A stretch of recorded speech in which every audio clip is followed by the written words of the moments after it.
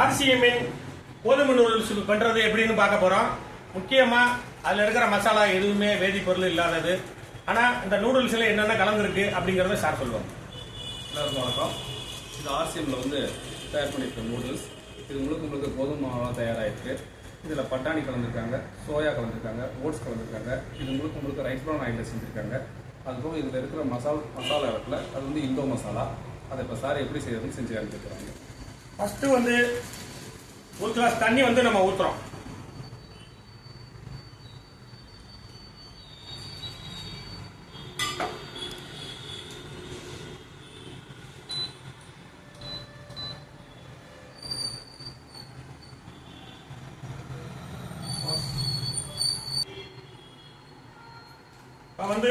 தண்ணி கொதிச்சிருச்சு.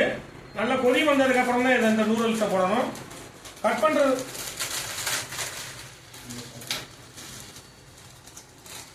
மசாலா தனியாக எடுத்துக்கிட்டோம். நம்ம நூடுல்ஸை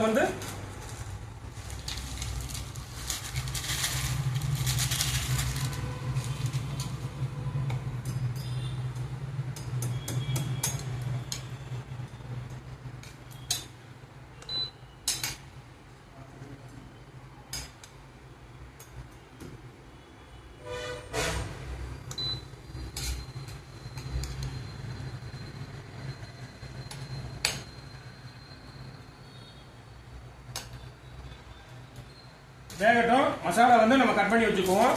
எப்பயுமே முடிய போற நேரத்தில் மட்டும்தான் நம்ம மசாலாவை போடணும். முதலே போடக்கூடாது.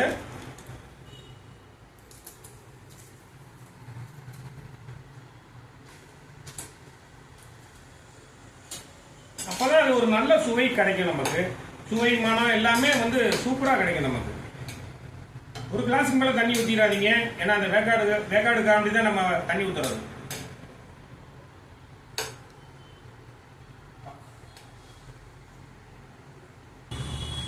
நல்லா கொதி வந்துருச்சு. எப்பயுமே தண்ணி நல்லா வத்தினதுக்கு அப்புறம் தான் பண்ணணும். ட்ரையா இருக்கும் போது தான் நம்ம இந்த மசாலா போடணும். போடும்போது நீங்க நல்லா கிண்டிக்கிட்டே இருக்கணும். கிண்டாம மட்டும் இருந்துடாதீங்க.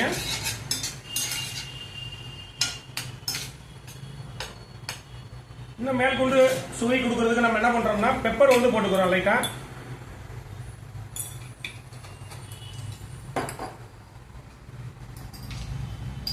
இது ஜீரகப்பொடி. இது நம்ம தமிழ்நாடு பாரம்பரிய சுவைப்படி செய்யறோம். ஆர்சிஎம்ல வேர்ல்டு லெவலுக்கு என்ன சுவையோ அதை தான் பண்ணியிருப்பாங்க. அதனால எல்லாரும் சாப்பிடலாம். நம்ம ஒவ்வொரு ஏரியாவுக்கும் ஏற்ற மாதிரி சுவை நமக்கு கூடும். நம்ம தமிழ்நாடு பாரம்பரிய சுவையோட பண்றோம்.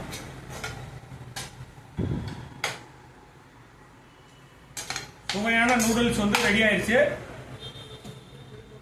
சார்கிட்ட தான் பார்த்து எப்படி இருக்குன்னு கேட்க போறான். சார் உள்ளது உள்ளபடியே சொல்லுவாங்க. நல்லா இருக்குன்னா நல்லா இருக்கும்பாங்க, நல்லா இல்லைன்னா நல்லா இல்லைன்னு சொல்லுவார் சாரு. தேங்க்யூ.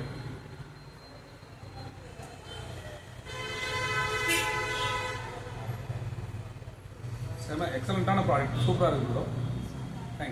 Thank you sir.